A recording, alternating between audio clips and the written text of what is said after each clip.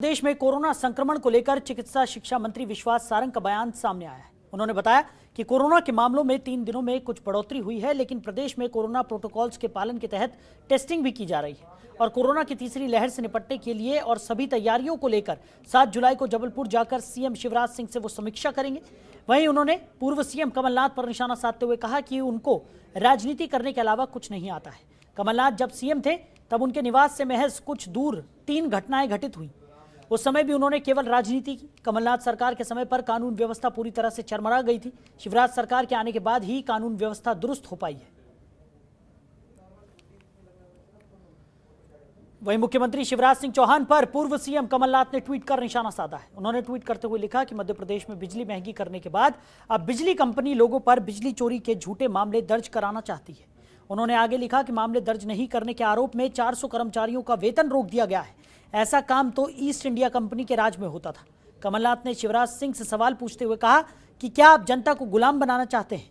बता दें कि प्रदेश में बिजली बिलों में 0.63% की बढ़ोतरी की गई है। नियामक आयोग से मंजूरी मिलने के बाद मध्य प्रदेश में 8 जुलाई से नया टैरिफ प्लान लागू हो जाएगा। बिजली कंपनियों की तरफ से 6.23% बिजली बिल में बढ़ोतरी का प्रस्ताव दिया गया था। आयोग ने बिजली की दरों में ज्यादा बढ़ोतरी न कर फिक्स चार्ज में बढ़ोतरी की है। वहीं छत्तीसगढ़ के सरगुजा से सांसद और केंद्रीय जनजातीय विकास मंत्री रेणुका सिंह दतिया पहुंची। दतिया पहुंचकर मां पीतांबरा के दर्शन पूजन के बाद भगवान बनखंडेश्वर का जलाभिषेक उन्होंने किया। वहीं दर्शन के बाद मीडिया से रूबरू होते हुए मंत्री ने कहा कि वो पिछले कई सालों से माई के दरबार में आती रहती हैं। इस बार भी माई के दर्शन करने पहुंची हैं। माई देश से कोरोना को हटाए और सभी सुखी और निरोगी रहें। बढ़ती महंगाई पर किए गए प्रश्न के जवाब में उन्होंने कहा कि आज माई के दर्शन करने आई हूं, इस पर वो कुछ बयान नहीं देना चाहती।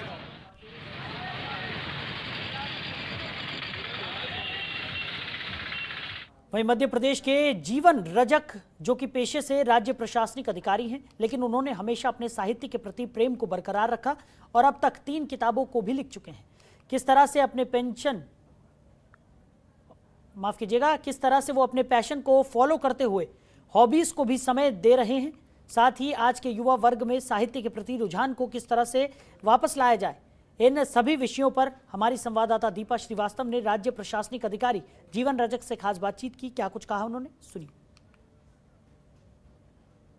सभी लोग करना चाहते हैं, लेकिन कुछ लोग ऐसे होते हैं जो उन सपनों को पूरा करते हुए अपने कुछ जो सपने होते हैं उन्हें भी पूरा करते हैं। ऐसे ही आज हमारे बीच में जीवन रजक जी हैं, इनसे बात करेंगे। सर, राज्य प्रशासन में आप हैं, लेकिन इसी के साथ तकरीबन 14 नौकरियां भी आप बदल चुके हैं अभी तक।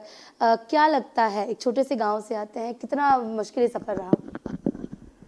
नहीं, ऐसे तो इतना मुश्किल तो ऐसा कुछ नहीं है। देखिए, आप अगर किसी भी कमिटमेंट के साथ तैयारी करते हैं या मेहनत करते हैं, किसी भी काम को अचीव करने के लिए, किसी भी लक्ष्य को अचीव करने के लिए आप अगर मेहनत करते हैं, तो मुझे नहीं लगता कि कोई चीज़ इस दुनिया में मुश्किल हो सकती है।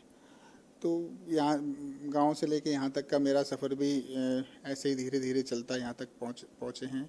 बाकी फिर मेरे माता पिता का आशीर्वाद है, लोगों की दुआएं हैं, ईश्वर की कृपा है। सारी चीज़ें जब आपका भाग और आपकी मेहनत और ये सारी चीज़ें जब एक दूसरे के साथ समाहित हो जाती हैं, तो फिर आपको एक सफलता के मुकाम पे आप पहुंच जाते हैं।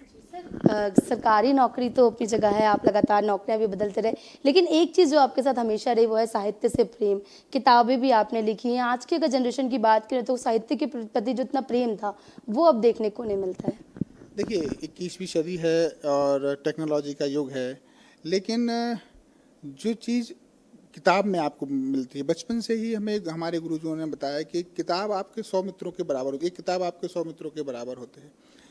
तो मुझे कुछ साहित्यकार आप कह सकते हैं आपकी भाषा में, बाकी मैं अपने पैशन के लिए, अपने सुकून के लिए कविताएं लिखना या लेख लिखना या जो भी बुक्स लिखने का एक जो साहित्य सृजन का काम है वो मैं करता रहा। तो ये नौकरी अपनी जगह है। नौकरी में मेरी आजीविका का एक साधन है जो मैं उसको करता हूँ।